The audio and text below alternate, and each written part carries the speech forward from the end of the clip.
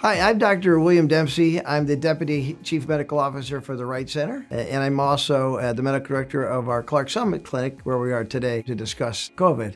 I'd like to thank you guys for the opportunity to have this discussion because there's so much misinformation in the media as it relates to, who should get vaccinated, who shouldn't be, why should I be, what things will happen to me if I get vaccinated, what can happen if I don't get vaccinated. So I just wanted to take the opportunity to address some of those concerns.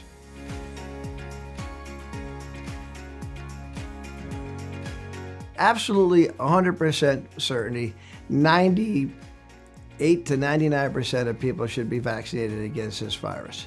It's a god-awful virus.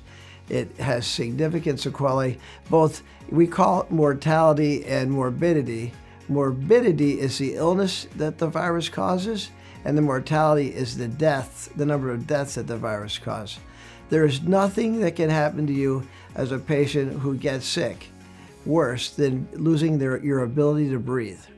There's nothing more terrifying than trying to breathe and not getting oxygenated. And people forget about that. Worst case scenario is if it progresses to the point where they're not able to give you oxygen and keep you comfortable, then you have to get intubated. And intubated is where they paralyze you with medications. They put a tube down into your throat, into your lungs, and then they pump oxygen into that tube. So I don't want to terrorize people, but you have to understand that, long-term sequelae are significant. One of my friends ended up getting, it didn't get intubated, but came very close to being intubated, was discharged home, had to breathe oxygen out of a condenser for several weeks, wasn't able to go anywhere without the oxygen connected, and then over time he gradually improved.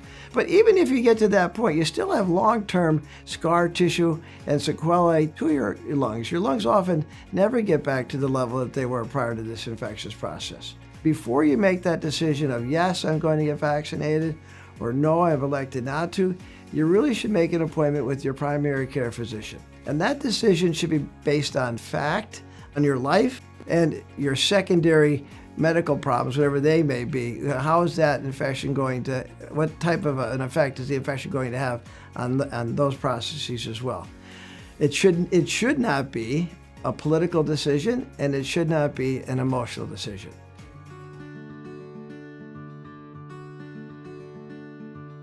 Anyone who's had a history of an anaphylactic reaction to a COVID vaccine, that's the only 100% contraindication. Because a lot of people want to know, well, if I have a history of clots, should I not get the vaccine?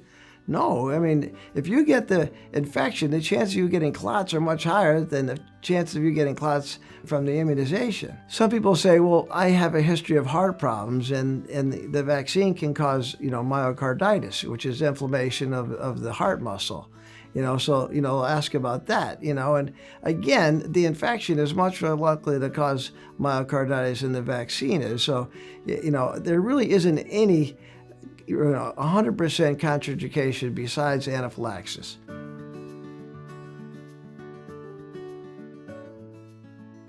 There was a time when we first started vaccinating people early on that we wanted to try and achieve herd immunity. If you look at a herd of antelope, the healthy herd runs in the middle, and as the herd weakens, they fall off to the sides. As people end up in nursing homes, they end up in convalescent type places. We vaccinate everyone that fell out of the herd because they're at the greatest risk of dying, But that was a decision we made, but we missed the window to vaccinate the herd because of that, because of the number of vaccines we had available and the people who we felt were at greatest risk. Now, what that means is that we have no chance of eliminating this virus.